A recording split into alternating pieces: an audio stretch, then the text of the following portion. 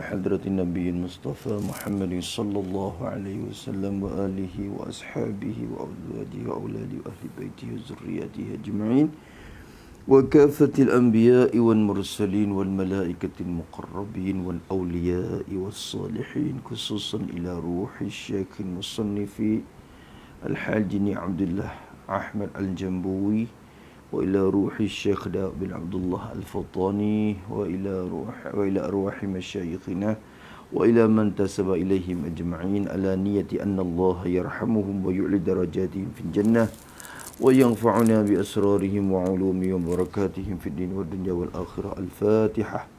أعوذ بالله من الشيطان الرجيم. بسم الله الرحمن الرحيم. الحمد لله رب العالمين الرحمن الرحيم مالك يوم الدين إياك نعبد وإياك نستعين اهدنا الصراط المستقيم صراط الذين أنعمت عليهم غير المغضوب عليهم ولا الضالين.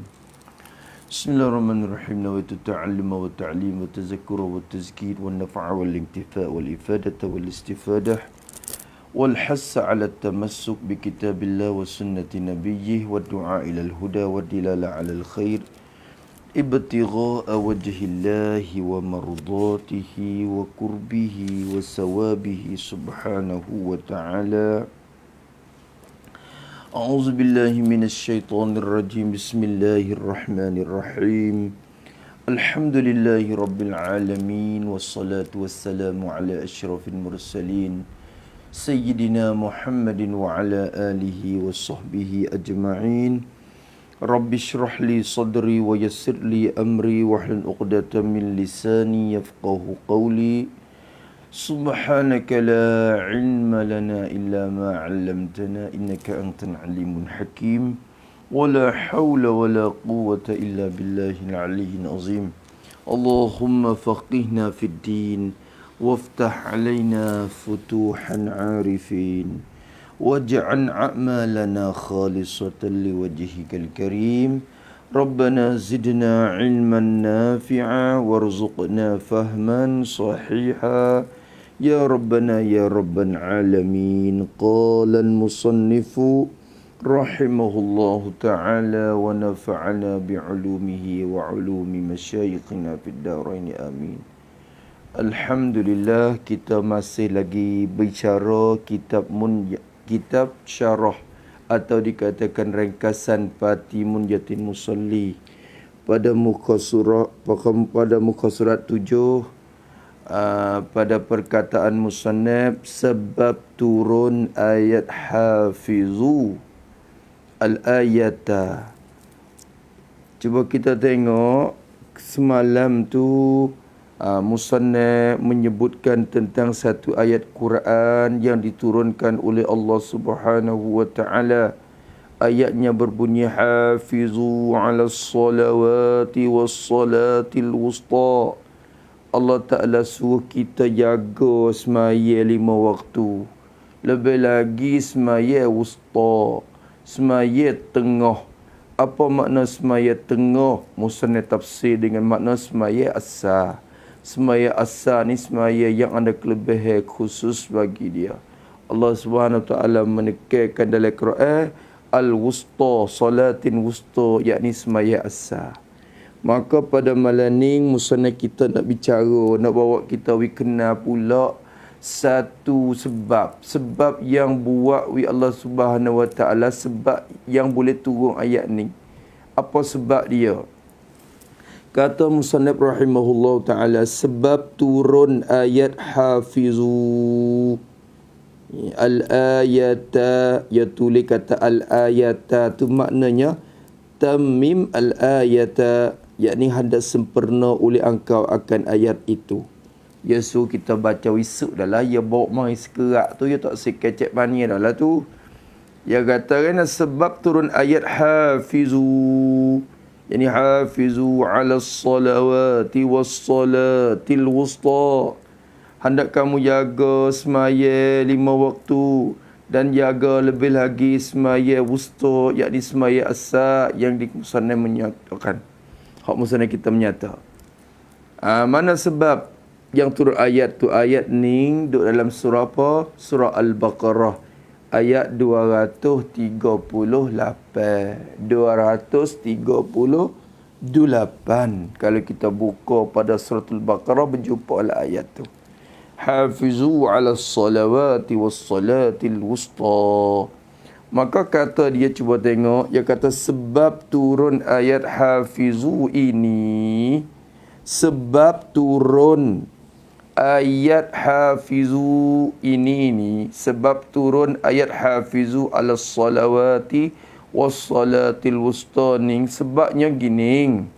Sebabnya kok mana? Sebab dia tu kerana ada setengah sahabat. Ada setengah sahabat Nabi. Ada setengah-setengah. Dia tak ada sebut kata nama apa. Adalah dalam ramai-ramai tu. Ada setengah-setengah sahabat Nabi radhiyallahu ta'ala anhum. Bermudah-mudah. Bermudah-mudah. Apa makna bermudah-mudah sini? Bukan wak mudah-mudah, wak halak bala gitu tu. Bermudah-mudah sini kena tulis tanda gini. Bermula yakni rasa hendak sembahyang dalam waktu perang dengan cara mudah. Tu makna. Rasa hendak sembahyang dalam waktu perang dengan cara mudah. Wasa nak maya mudah-mudah gitu ya. Ada ya sebab dak perang ni ke.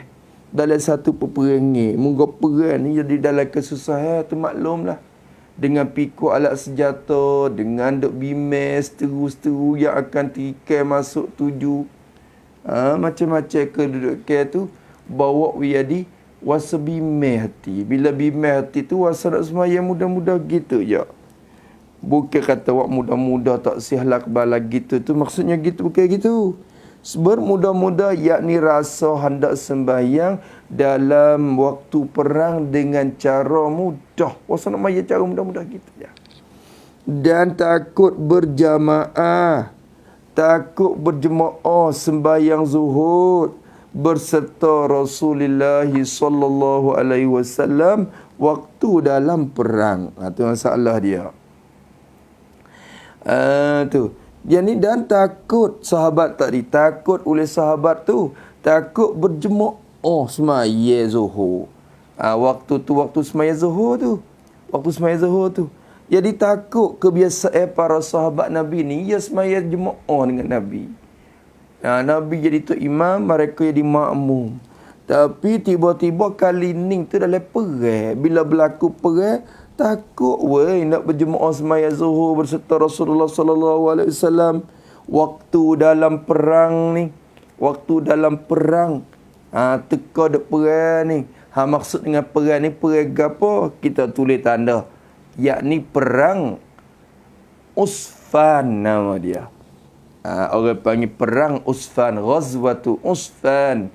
Tulis lagu mana Usfan? Ain, Uru'in, Sin. Lepas tu fa, alih, nun. Usfan. Tu Usfan. Nama satu tempat. Usfan ni kena ke satu tempat yang dekat-dekat dengan Mekah. Lek jatuh pada negeri Mekah 80 km. Tak sampai 1 mil 80 km. Kalau tanding duk ke Cenak tu. Tu maknanya kalau dengan tanding tu kan duk ke Cenak, kawasan Cenak tu. 80 kilometer. 80 km sebelah jatuh bagi negeri Mekah. Satu tempat yang bernama Usfan. Maka berlakulah peperangan Rasulullah sallallahu alaihi wasallam sendiri bawa tentera Islam untuk menuju kepada orang musyrikin Mekah ketika tu. Ya adalah kisah dia untuk nak berlaku perang tu. Lalu tu pada ketika tu di waktu zuhur tu Nabi ni siapa waktu semaya zuhur. Maya zuhur, setengah-setengah orang tu, sahabat tu asal takut bimbang dah.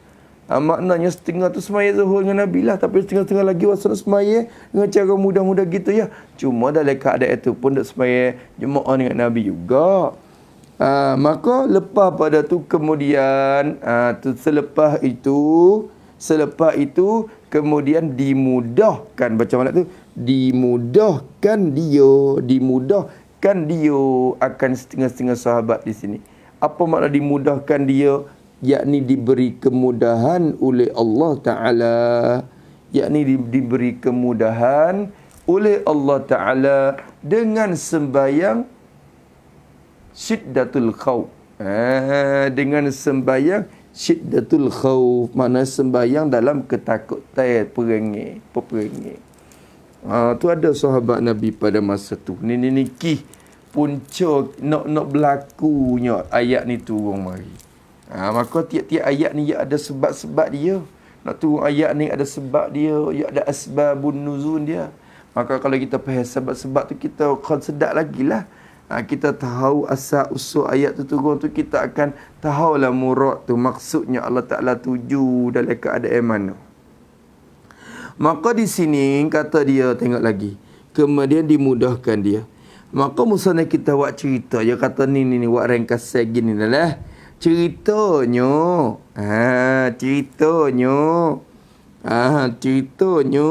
cerita sebab turun ayat ni. Ni cerita sebab turun ayat ni tu cerita lagu mana? Cerita dia begini, dia kata bahwasanya Rasulullah sallallahu alaihi wasallam, Nabi kita ni pada satu peperangan. Ada pada satu peperangan. Di sini kena buat tanda lah, yakni peperangan, yakni perang Usfan. Tak ni kita tulis dah kan? Yakni perang Usfan.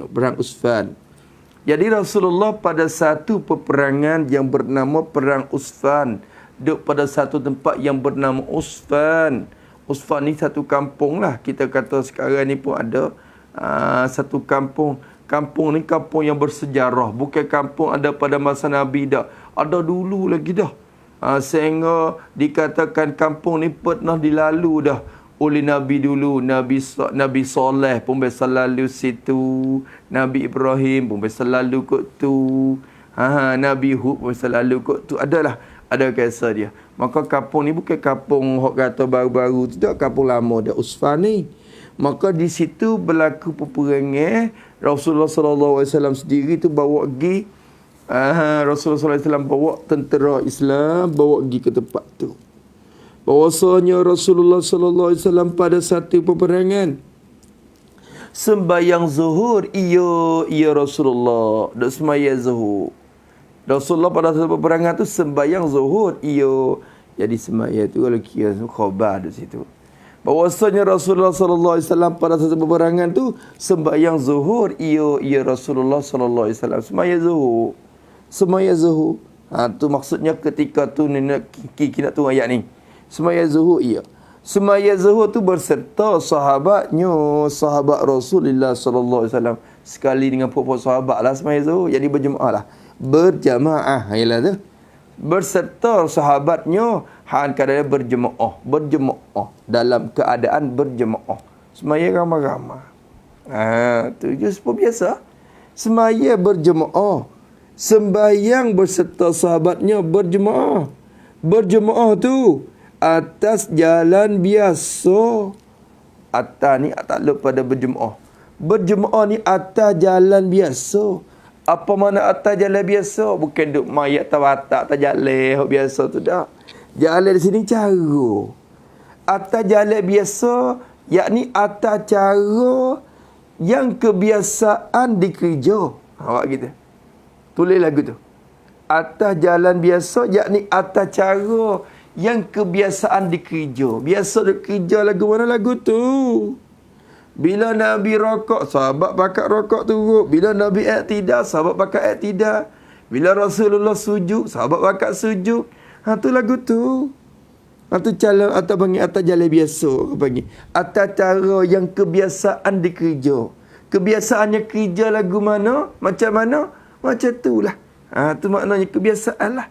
Kebiasaan. Berjemaah atas jalan kebiasaan. Macam mana kata berjalan kebiasaan? Ni nak tafsir ni. Tafsir maksud kebiasaan tak ni, tu jalan biasa tu. Gini. Rokok, sujud bersekali. Dia kata. Rokok dan sujud bersekali. Bersekali ni kita katakan berserentak. Bersekali, berserentak. Sekali, ramai-ramai bersekali. Tapi bersekali itu kena kata yakni bersekali selepas daripada rokok dan sujud Nabi. Waktu itu.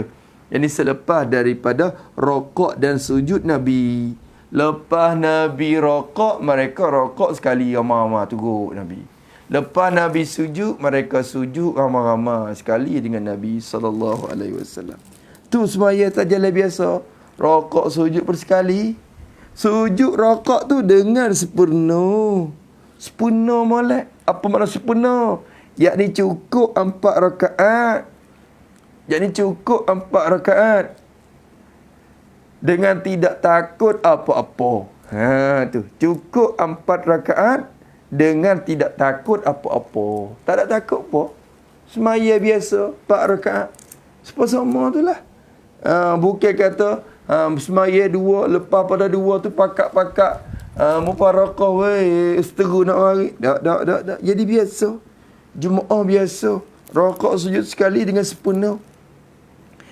Tu maksud dia. Tidak mengharau Rasulullah akan mengintai kafir semaya berjemaah itu. Dia kata. Tidak mengharau. Tidak bimbang. Tidak takut oleh Rasulullah SAW.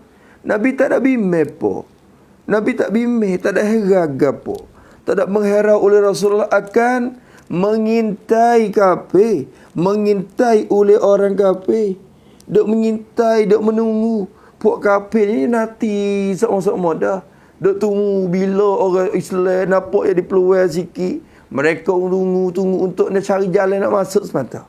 Maka kita kalau kita tahu kata dia mau duk mengintai lagu tu, rasa bimbang juga weh. Tapi Nabi tak. Nabi tak ada herau. Tak ada heran apa Nabi semaya. Atau ialah biasa. Tidak mengherau oleh Rasulullah SAW akan mengintai oleh orang kafir. Mengintai akan sembahyang berjemaah itu. Tu.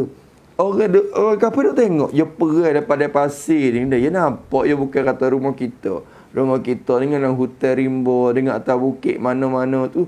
Jadi adalah tempat berlindung juga lah. Tapi atau daripada pasir ni nampak lagu tu lalu dah. Tu tentera depan tu nampak. Orang musyrikin duk tengok. Orang Islam semaya. Biasa Nabi semaya. Hadap kiblat biasa, apa semua biasa. Tak ada heran kata musyrikin duk pakai duk tengok, duk mengitar. Kalau kita kok bimbang sungguh ti. Tetapi Nabi tak heran. Bila Nabi tak heran, sahabat-sahabat pun begitulah juga.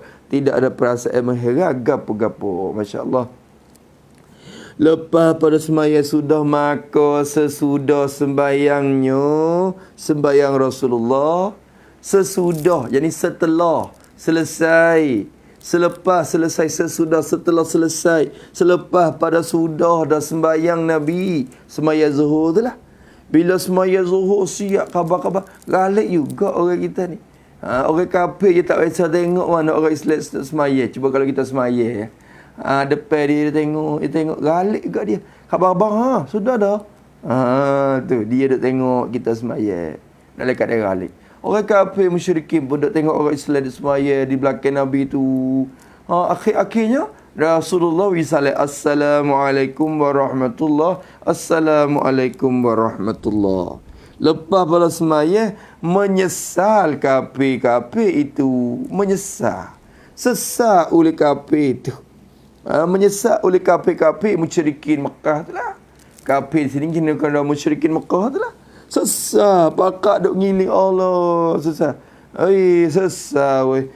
Pelak dah weh. Sesal gapo? Apa boleh sesal? Menyesal oleh kafir tu, menyesal dengan, jadi dengan sebab, dengan sebab. Menyesal tu dengan sebab tidak langgar dan menerkam selalu. Dia kata, sesal dengan sebab tidak langgar. Langgar ni apa? Tidak serang. Tak ada serai masuk. Dan tidak menerkam. Tak tiket, 7 tiket. Menerkam ni tiket tu lah. Tiket 7 masuk. Menerkam ni maknanya serai masuk. Langgar dan menerkam ni maksud lebih kurang tu. Dengan tidak langgar, tidak serang masuk. Dan menerkam, tidak tuju masuk selalu. Jadi ketika Apa makna selalu? Jadi di waktu Rasulullah berjemaah. Dia kata. Jadi pada ketika Rasulullah sallallahu alaihi wasallam berjemaah dengan para sahabat. Sesat. Sesat buat kita. Sebab apa? Sebab kalau kita tikir masuk 7 serai ketika Rasulullah duduk jemaah tu, mati habis waktu. Menanglah kita. Menanglah kita. Kalau kita kira situ. Tu orang panggil duk nanti. Tapi akhirnya sesat juga. Lepas pada Nabi semaya sudah. Di waktu Rasulullah berjemaah. Lepas pada pakak sesat tu. Sudahlah puak ya. Apabila puak dia sudah sembahyang, Allah, sesalah orang kafir ni. Sesat-sesat pun ada pakak suara kira pula. Dia katakan dan berkata setengahnya. Berkata oleh setengah orang kafir tu. Orang kafir ramai-ramai tu adalah setengah yang kata. Kata-kata tu kepada setengah. Jadi setengah yang lain. Setengah kafir yang lain. Jadi kecek sama sendiri dia.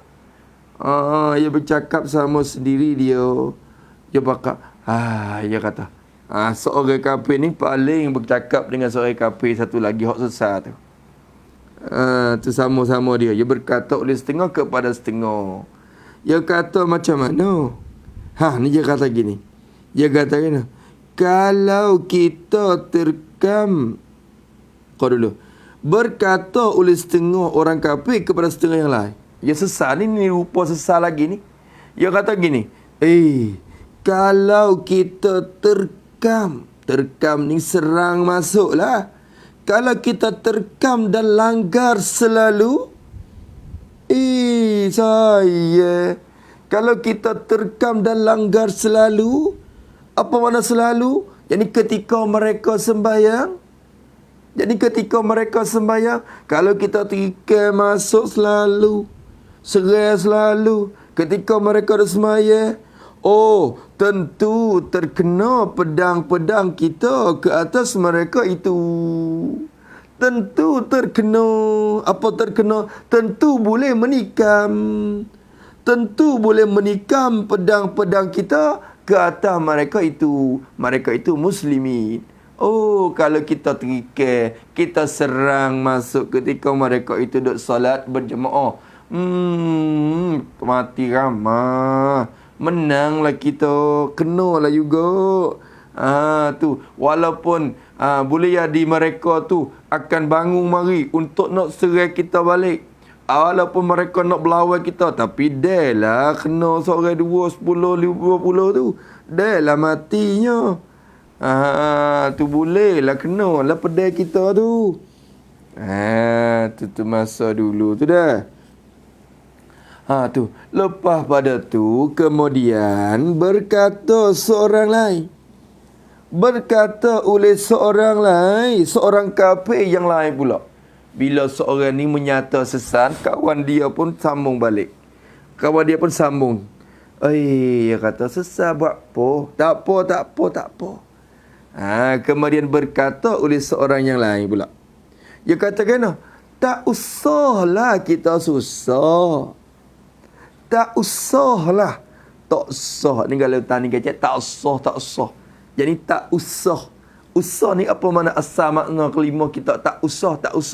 Akhirnya tak usah. Tak usah bukan mana tak usah dengan mana tak usah lawan batan. Tidak tu. Tak usah asalnya. Ini kelima asal ni. Usah ni asal bahasa Melayu.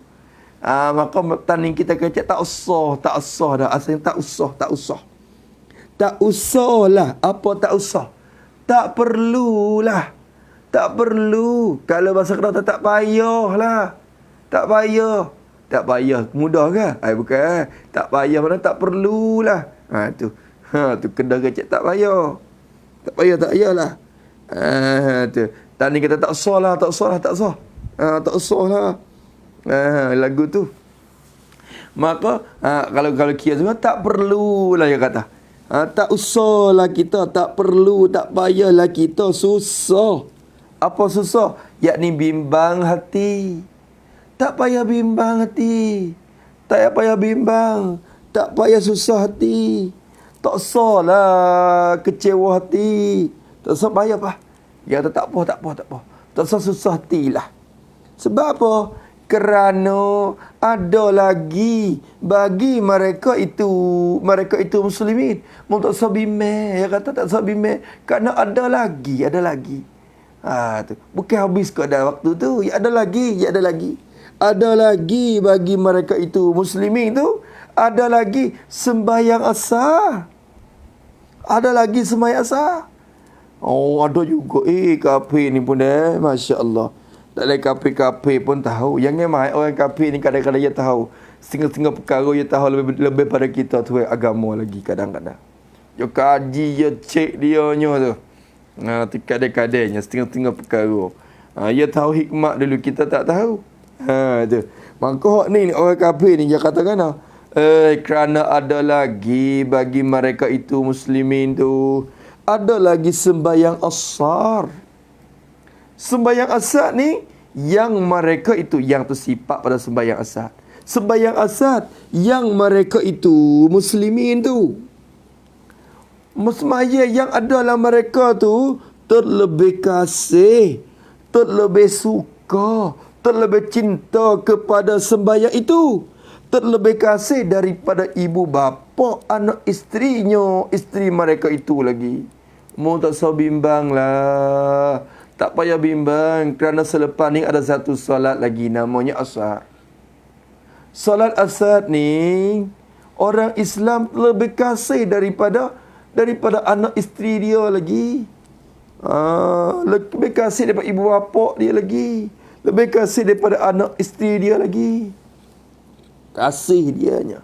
Kasih untuk tunaikan solat itu. Terlebih kasih untuk menunaikannya. Terlebih kasih daripada ibu bapa anak isterinya, isteri mereka itu lagi. Masya Allah. Orang kafir ni dia tahu. Dia tahu. Maka bila dia ni memberi pensyuaran begitu, memberi syuaran lagu tu, dia kata lagu mana? Mu tak payah bimbang lah. Asar ada lagi, nanti kita masuk asar lagi. Sebentar lagi bila datang waktu asar kita masuk, seranglah. Ketika tu kita dapat kemenangan lah. Jangan bimbang. Ni kamu nampak dia sembahyang zuhur, asar dia kasih lagi. Lebih pada ibu bapa anak isteri dia lagi. Nanti kita masuk asar. Nanti kita masuk ketika asar, mereka salat asar. Masya Allah. Maka Jibril pun turun ke sisi Rasulullah sallallahu alaihi wasallam. Jibril pun turun, jadi bawa turun, jadi turunlah, turun ke sisi Rasulullah. Maksud turun, yakni turun pada waktu sebelum asar. Yakni pada tempat usfan itu, kata kita lah. Yakni pada waktu sebelum asar, pada tempat yang bernama usfan itu, Jibril turun di situ. Tu perang Syiddatul Khawf, salat Syiddatul Khawf yang pertama dilakukan oleh Nabi sallallahu alaihi wasallam. Mulai turunlah. Tu Masya Allah, Jibril pun turun. Ini hikmat, semuanya ada hikmat. Berlaku hikmatnya. Maka Jibril pun bawa turunlah cara-caranya. Turun buat apa? Turun kerana mengajar kepada baginda sallallahu alaihi wasallam.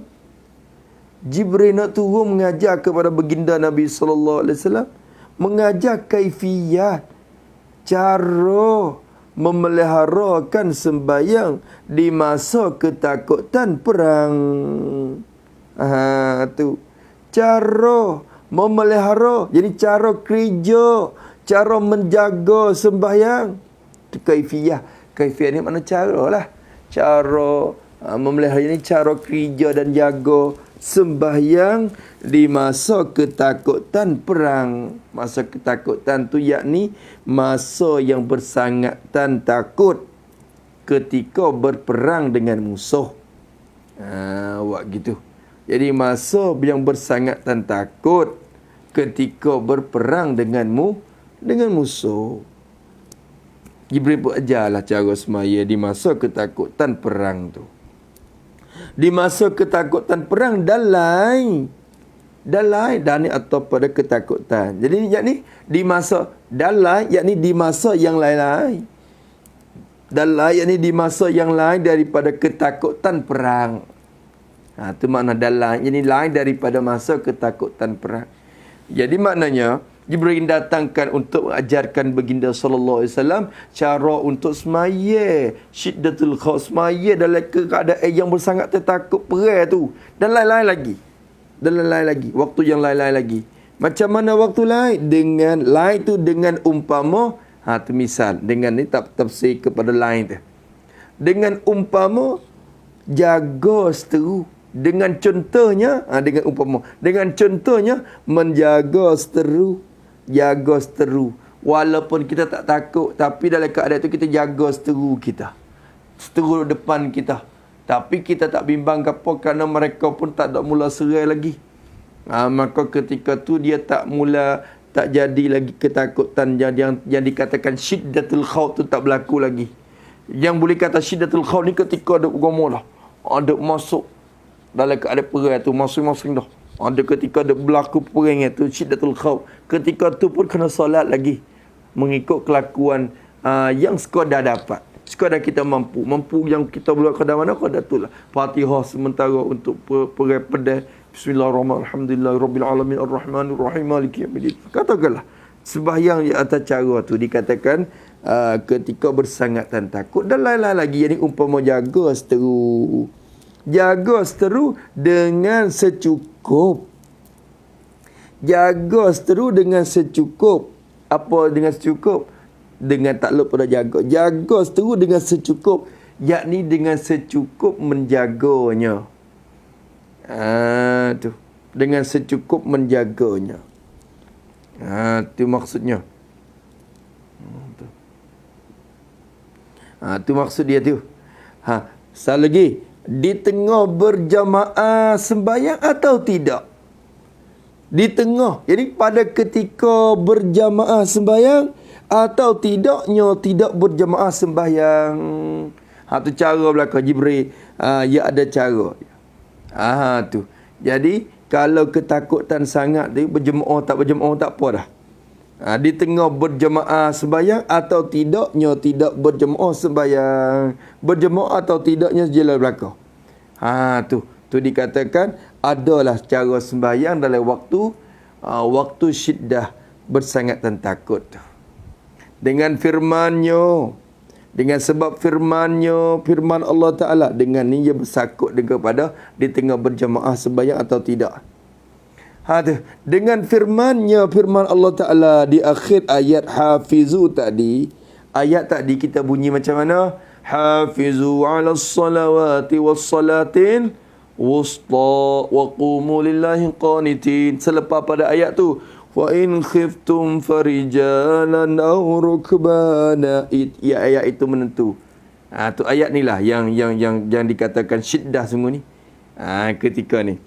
Dengan firman-Nya, kalau dulu maka Jibril pun turun ke situ kerana mengajar kepada baginda kaifiyat memeliharakan sembahyang di masa ketakutan perang. Dan lain dengan umpama jaga seteru dengan secukup di tengah berjamaah sembahyang atau tidaknya, dengan firman-Nya, firman Allah Ta'ala, firman di akhir ayat hafizu tadi.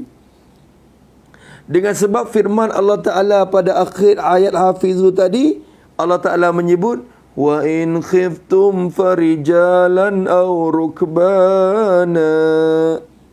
Apa makna dia? Bermaknanya, makna firman itu, dan kalau kamu, ini maksud dia ni, dia tidak terjemah satu persatu dah ni. Wa in khiftum farijalan aw rukbana, bermaknanya kalau kamu takut umpama perang. Kalau kamu takut perang dan umpamanya, tu maksudnya. Kalau kamu takut umpama perang, yakni takut perang dan umpamanya. Macam-macamlah perang atau ada kelakuan-kelakuan yang lain-lain lagi. Maka Dengan sebab kamu takut tu, maka harus kamu berjalan. Berjalan kaki atau menunggang kenderaan. Berjalan menunggang dalam sembahyang. Jadi pada ketika sembahyang kamu. Pada ketika sembahyang kamu. Masya Allah. Tengok ayat ni untuk memudahkan kita orang Islam. Ini menunjuk kata besarnya sembahyang. Walau dalam waktu peperangan sekalipun diperintah kita sembahyang. Apatah lagi kita ni tak ada dalam keadaan perang pun tak sembahyang. Allahu Akbar. Perang dengan COVID pun tak sembahyang dah.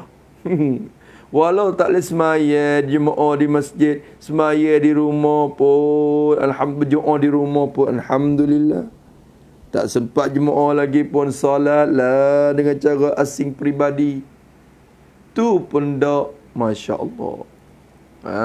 Tu. Baru perang dengan COVID je ni. Bukan perang dengan seteru musuh Allah Ta'ala yang lain lagi. Tak sembahyang dak. Allahu Akbar. Ya Rabbi.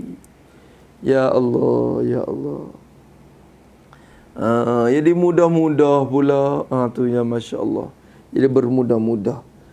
Jadi orang yang nafsu dianya panggil malas sembahyang, dia masuk ya baru.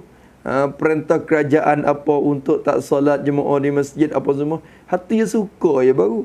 Alhamdulillah lah bagi dianya, cocok dengan nafsu dia.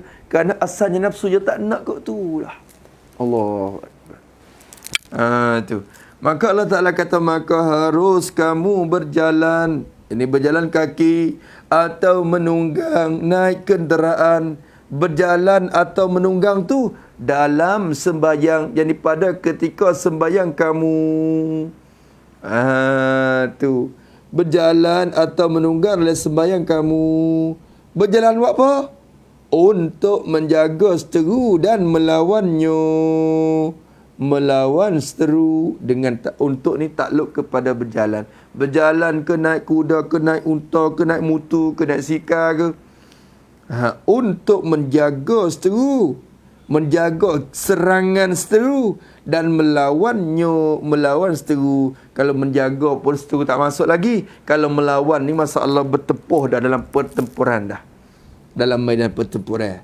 Maka ketika tu bolehlah berjalan kaki dan menunggang kenderaan. Tu ketika tu bebas kebebasan. Itu ayat puncanya Jibril waktu ayat hafizu 'alas salawati was salatil wusta wa qumu lillahi qanitin fa in khiftum farijalan aw rukbana. Tu Masya Allah. Maka musannif pesan kepada kita, wahai muslimin, hei orang Islam, lelaki, perempuan, muda, tua, semua. Kafir tahu, orang kafir tahu, kafir musyrikin tahu kelebihan sembahyang. Ya tahu kelebihan sembahyang, yakni sembahyang asar. Dia tahu. Tengok tu orang kafir tahu kelebihan sembahyang. Dia tahu bahawasanya sembahyang asar ni lebih kasih kepada orang Islam, lebih daripada anak bini mereka lagi. Orang Islam, orang kafir tahu kelebihan sembahyang. Dan pada walhan, sedangkan kamu sendiri muslimin tidak tahu, yakni akan kelebihan itu. Tidak tahu akan kelebihan itu, yakni atau mengetahui tetapi tidak sedar. Buat lagu tu. Atau mengetahui tetapi tidak sedar. Ya, orang Islam kita dua ya. Satunya tahu, satunya tak tahu di mula. Yang kedua tahu tapi buat tak tahu. Tu ya. Orang Islam kita dua golongan tu je. Hak tak tahu di mula tu, hak tu jahil, tak ada mengaji dulu lagi. Ada lagi sejenis lagi. Tahu tapi buat tak tahu. Takut orang tahu, kata dia tu tahu. Allahu Akbar. Tu tak sedar. Tak sedar tu buat tak tahu tu. Tahu tetapi buat tidak tahu. Tahu tetapi buat tak tahu. Takut orang tahu bahawa ia tu tahu. Lalu tu ia pun buat tidak tahu. Sehingga orang tidak tahu kata dia tu tahu ke tak tahu. Masya Allah. Tu tak menyedar lagi. Dia tahu kelebihan tu. Tapi wak tak tahu. Wak tak tahu. Takut orang lain tahu kata dia tu tahu. Lalu tu dia pun buat tak tahu. Sehingga orang lain pun tak tahu bahawa ia tu tahu ke tak tahu. Itu tabiat orang Islam kita. Wahai muslimin, kafir tahu kelebihan sembahyang dan kamu sendiri tidak tahu, atau tahu tetapi tidak sedar, tak menyedari, maka hendaklah kamu bersungguh. Maka hendaklah, yakni wajib, hendak di sini wajib. Wajiblah kamu bersungguh. Bersungguh-sungguh.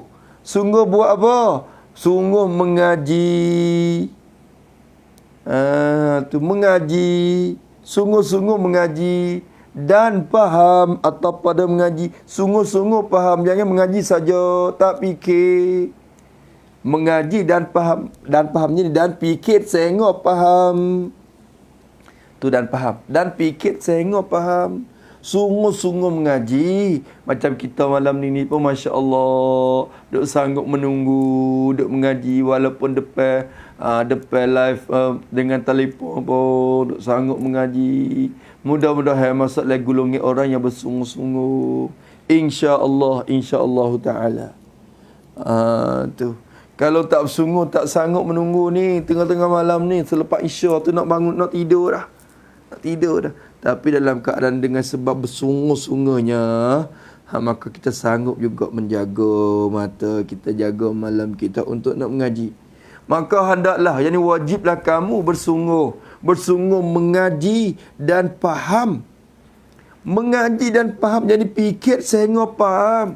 Mengaji dan faham apa? Akan mengaji akan kitab-kitab, faham akan kitab-kitab. Kitab mana? Kitab yang umpama ini. Apa maksud kitab yang umpama ini? Yakni kitab-kitab yang bicarakan sembahyang. Yakni kitab-kitab yang bicarakan sembahyang. Tu mengajilah cara-cara panduman-panduman solat tu. Mengaji, fahamlah cara-cara sembahyang kita tu. Apatah lagi kita nak solat jamaah, mengajilah cara muafiq masbuk tu. Ning tak mengaji muafiq masbuk pun tak tahu. Ingin juga 27 darajat daripada Allah Ta'ala. Apatah lagi kita nak darajat tu nak. Pahala pun nak, mengaji dah. Pahala Tuhan nak, mengaji tak, buat tak. Itu masalah. Maka hendaklah kamu bersungguh-sungguh mengaji dan faham kitab-kitab umpama ini. Kitab-kitab bicara sembahyang. Seperti kitab ini, kita ni kitab Munjatin Musalli, ataupun kitab Apati Munjatin Musalli ni. Tu mengajilah kitab macam-macam ni. InsyaAllah tak lama akan kamu faham kelebihan sembahyang tu. Tak lama, insya-Allah, dengan izin Allah, dengan tekun rajin kamu itu, tak lama dengan izin Allah akan kamu faham. Tuhan akan buka pintu pahaman kepada kamu. Kamu akan faham. Maksud faham ni, kamu akan rasa penting kelebihan sembahyang. Kamu akan tahu dan rasa penting kelebihan sembahyang. Kamu akan tahu. Tahu kelebihan. Semaya 5 waktu ni apa kelebihan dia. Sebelum tuju kepada semaya sunat pun, semaya fardu ni kita jaga banyak-banyak. We jaga sehabis-habis jaga dulu. Kamu faham kelebihan sembahyang. Dan rajin. Ini atap kepada faham. Tak lama kamu akan rajin. Rajin. Jadi rajin untuk sembahyang. Tu. Kamu akan rajin untuk sembahyang tak lama. Bila kita faham kelebihan sembahyang, kita akan rajin untuk kerja. Untuk kerja solat 5 waktu tu. Rajin berserta sedap. Berserta sedap. Sedap kamu. Rajin berserta sedap oleh kamu. Maksud sedap oleh kamu, jadi serenok hati kamu. Rajin. Kadang-kadang orang kita rajin pun bukan kata sedap. Ada juga rajin tak sedap. Rajin dengan sebab ada tujuan lain.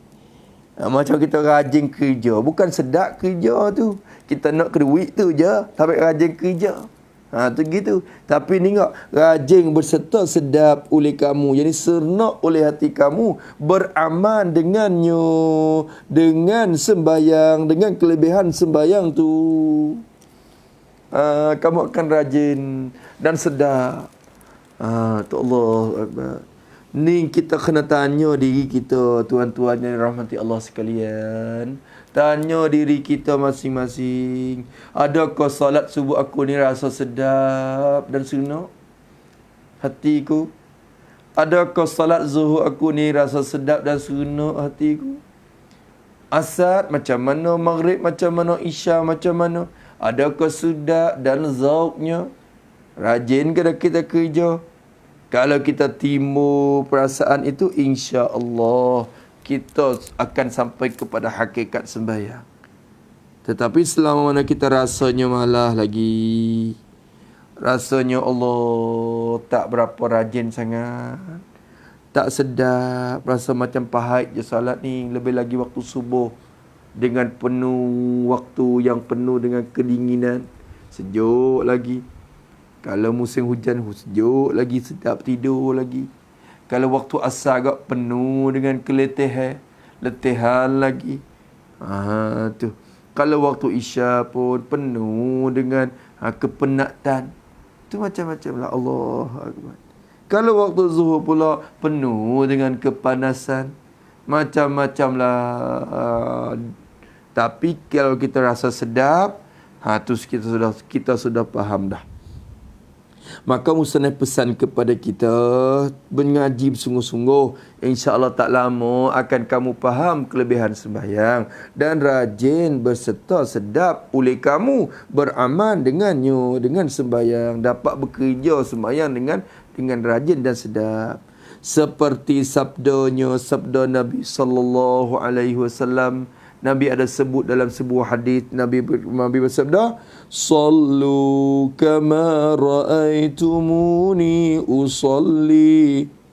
Sallu kama ra'aitumuni usalli. Tu dia. Tu tengok. Maksudnya hadis ini apa maksudnya? Maksud sabda Nabi ni, sembahyanglah kamu, sallu fi'ama, sembahyanglah kamu, sahabatku dan juga tabi'in lagi-lagi, umatku, sembahyanglah kamu wahai umatku seperti sembahyang yang kamu lihat, seperti cara sembahyang yang kamu lihat, atau kamu tahu akan sembahyang aku. Tahu dalam kitab ulama. Ini mesti kita misal terjemah kepada dua pengertian di sini. Tulis kita taruh di sini. Kita taruh, tulis taruh situ. Seperti sembahyang kamu lihat. Tu. Tulis situ. Kamu lihat. Ini nisbah kepada sahabat-sahabat Nabi yang hidup semasa dengan Nabi. yang hidup semasa dengan Nabi. Maka mereka ini melihat cara sembahyang Nabi. Tu. Hak kata sallu kama ra'aitumuni. Ra'aitum tu dua. Ra'a tu ada dua. Ada ra'a makna ru'yah basariyah. Ada ru'yah ilmiyah nama dia. Maka ru'yah basariyah ni kau kepada para sahabat. Dia nampak Nabi sembahyang rokok macam mana, sujud macam mana. Kita ni tak nampak. Kita tak nampak. Tapi Nabi kata, kamu sembahyanglah semacam kamu nampak aku sembahyang. Maka soalannya, kita yang jauh dengan Nabi ni, umat akhir zaman ni jauh dengan Nabi ni, kita tak nampak Nabi sembahyang. Apa maksudnya? Maka di sini dengan makna atau ini tafsir kepada tafsir yang kedua, atau ni atop kepada kamu lihat. Seperti sembahyang yang kamu tahu akan sembahyang aku. Tahu ini tulis situ. Tahu. Ini nisbah. Ini nisbah kepada mereka. Nisbah kepada mereka yang tidak sempat dengan Nabi. Yang tidak sempat dengan Nabi. Iaitu segala tabi'in sampai kepada kita sekarang. Segala tabi'in sampai kepada kita sekarang. Itu maksudnya. Tu. Jadi, kalau kita tilik hadis, Nabi kata, sallu, hendak kamu salat. Hendak kamu sembahyang. Kama, yani salatan kainatan kama. Kama ra'aitum. Yani kasalatil lati ra'aitumuha. Ra'aitumuni. Usalli. Tu maknanya gitu. Dia gini. Nabi kata, hendak kamu sembahyang seperti macam kamu lihatku sembahyang. Jadi, wahai sahabatku, kamu sembahyanglah semacam mana kamu nampakku sembahyang. Wahai tabi'in, kamu sembahyanglah semacam mana kamu tahu daripada sahabat macam mana aku sembahyang. Wahai tabi'in, kamu sembahyanglah macam mana kamu tu tahu daripada tabi'in yang tahu daripada sahabat macam mana aku sembahyang. Wahai tabi'in, kamu sembahyanglah semacam mana kamu tahu dan belajar daripada tabi'in tadi. Begitulah. Kalau itu kita, wahai umatku, sembahyanglah kamu semacam mana kamu tahu daripada ulama-ulama yang mereka tahu daripada guru sebelumnya, yang mereka itu tahu daripada guru sebelumnya, yang mereka tahu daripada guru sebelumnya, sampai kepada aku. Sembahyang macam mana? Sembahyang macam tu. Kamu sembahyang macam tu, sembahyang macam kamu tahu. Maka nisbah kepada kita, sallu kama alimtumuni usalli. Nisbah kepada sahabat, sallu kama ra'aitumuni usalli. Itu nisbah kepada lafaz ru'yah. Ru'yah yang dibahas oleh ulama. Ada ru'yah basariyah nama dia, ada ru'yah ilmiyah nama dia. Ru'yah qalbi atau ru'yah ilmiyah nama dia. Tu kita bahas dah. Maka seperti kamu tahu akan sembahyang aku. Tahu di mana? Takluk kepada tahu. Tahu dalam kitab ulama.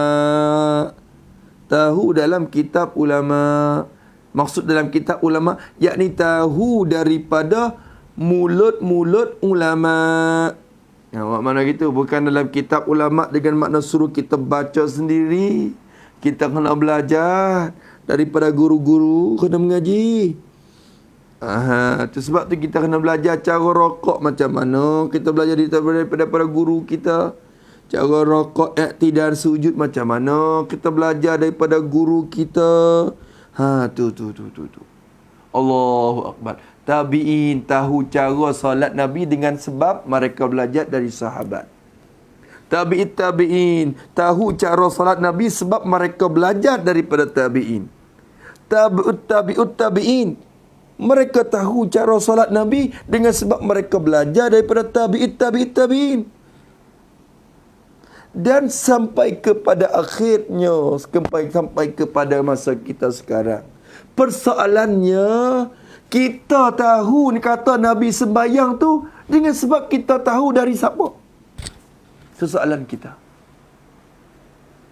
Kita tahu kata Nabi rokok macam ni, kita tahu di mana? Kita belajar dengan siapa? Kebuat macam kita turut orang-orang gitu je. Itu permasalah kita. Janganlah anggap mudah sangat kewajipan ni. Kita kena belajar. Jangan kita buat mudah-mudah sangat. Kita rokok ni tuan-tuan. Kita rokok ni kita belajar dari siapa? Kita rokok macam ni. Kita belajar daripada siapa? Siapa bagi tahu kepada kita? Cara rukunnya syarat dia. Syarat rokok ada berapa? Kita sujud. Syarat sujud ada berapa? Kita baca Fatihah. Syarat baca Fatihah ada berapa? Dan kita belajar dari siapa? Itu persoalan kita yang berlaku sekarang ini. Maka dengan sebab itulah permasalahan berlakunya apabila kita salat tetapi salat kita tak dapat tanha anil fahsya'i wal munkar. Sembahyang kita yang dijanji oleh Allah, sembahyang itu kekuatan dia dapat menegakkan daripada fahsyat dan munkar. Persoalannya, kalau kita masih lagi kerja fahsyat dan munkar, kenapa? Apa kualiti salat kita? Di mana kualiti salat kita? Kemungkinan dengan sebab kita tidak amati dengan cara belajar mengaji itu, bawa kita, sembahyang kita tu tak ada kualiti, tak ada kekuatan, tidak ada power untuk menegakkan fahsyat dan munkar tersebut. Tu dia. Maka sallu kama ra'aitumuni usalli. Maksudnya sembahyanglah kamu seperti sembahyang yang kamu lihat atau kamu tahu akan sembahyang aku. Tahu dalam kitab ulama. Maka hendaklah kamu mengaji kitab mereka itu. Mereka itu ulama, yakni ulama yang diiktibar lah, ulama Ahlussunnah wal Jamaah lah. Jangan duk pegang ulama ikut kehendak kita. Kalau pegang ulama Syiah, sembahyang di atas batu, sujud atas batu pula. Tak boleh. Dalam kitab ulama Ahlussunnah wal Jamaah, kitab yang diiktibar oleh para ulama. Belajarlah dalam kitab Safinatun Najah atau ni kitab Munjatil Musalli ni. Kitab ulama kita ni. Maka hendaklah kamu mengaji kitab mereka itu. Ulama kita. Mengajilah kitab mereka seperti kitab ni. Pati Munjatil Musalli. Belajarlah kitab ni.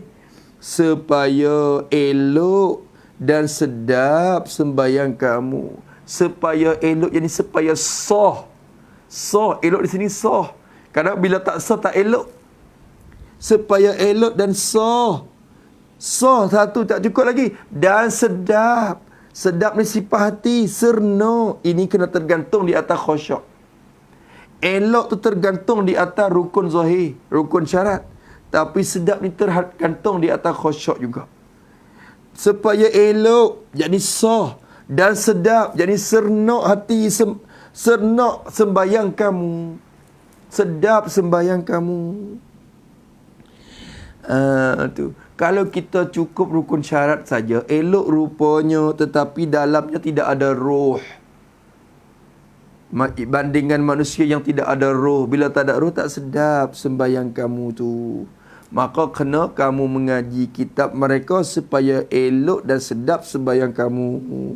Seperti elok sedap sembahyang baginda Rasulullah sallallahu alaihi wasallam. Seperti elok dan sedap, seperti sah dan sunnah sembahyang baginda Nabi Rasulullah sallallahu alaihi wasallam. Sembahyang Nabi ni masya-Allah dalam kekhusyukan Nabi. Sembahyang di tempat munajat Rasulullah dengan Allah. Sembahyang di tempat yang Rasulullah sangat-sangat zauq, sangat-sangat gemar hati dalam keadaan munajat dengan Allah Subhanahu Wa Taala. Sehingga sembahyang ni satu ketenangan jiwa Nabi. Banyak kalilah Rasulullah selalu suruh Bilal, apabila waktu masuk, Nabi suruh Bilal azan. Nabi kata, Bilal, cepatlah. Bilal, cepatlah azan. Cepatlah, arihni bis salah. Ya Bilal, arihni bis salah. Tenangkan aku dengan sembahyang, ya Bilal. Tenangkan aku. Maknanya, suruh Bilal azan cepat-cepat. Supaya Nabi akan dapat salat dengan segera. Bila salat, Nabi akan dapat ketenangan. Lalu tu, Nabi rasanya salat ini tempat tenang hati dia dengan Allah Subhanahu Wa Taala. Nabi kata, arihni bis salah, arihni bis salah. Ya Bilal, arihni bis salah. Tu. Sebab itulah baginda tu elok sembahyang, sedap sembahyang baginda sallallahu alaihi wa alihi wasallam. Alhamdulillah, insya-Allah cukup dulu malam ini pada muka 8. Insya-Allah kita akan sambung lagi pada masa yang dikehendaki oleh Allah Subhanahu Wa Taala pada faedah sembahyang. Apa faedah dia? Kita sembahyang ni sebenarnya ada faedah dia. Faedah yang kembali kepada diri kita sendiri. Apa faedah dia? Faedah sembahyang, firman, qad aflahal mu'minuna alladhina hum fi salatihim khashi'un walladhina hum ala, ada lagi sampai akhir. Tu. InsyaAllah kita sambung lagi pada kataannya, faidatun, faedah sembahyang. Firman Allah, firman, qad aflahal mu'minun. Wallahu subhanahu wa ta'ala a'lam. A'udzubillahi minasyaitonir rajim. Bismillahirrahmanirrahim. Alhamdulillahi rabbil alamin. Wassalatu wassalamu ala asyrafil mursalin sayyidina Muhammad wa ala alihi wa sahbihi ajma'in. Allahumma inna na'udzubika min ilmin la yanfa' wa qalbin la yakhsha' wa 'amalin la yurfa' wa du'ain la yustajab. Wa nas'aluka 'uluman nafi'ah wa rizqan tayyiban wa 'amalan mutaqabbala. Rabbana atina fid dunya hasanah fil akhirati hasanah wa qina azabannar. Wa sallallahu ala sayyidina Muhammad wa ala alihi wa sahbihi wasallam. Walhamdulillahi rabbil alamin.